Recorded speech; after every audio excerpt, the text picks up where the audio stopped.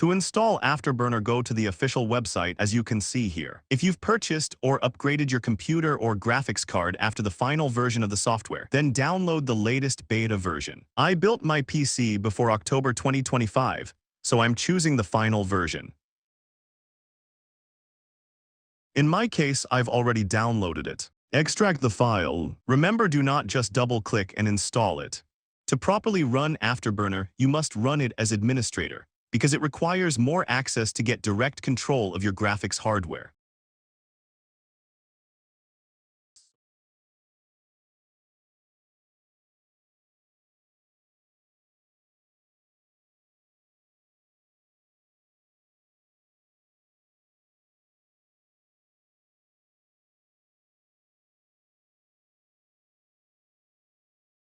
When the installation is complete, you might see your Afterburner is inactive. Because by default this is taking my integrated graphics card, the graphics which is integrated in the processor.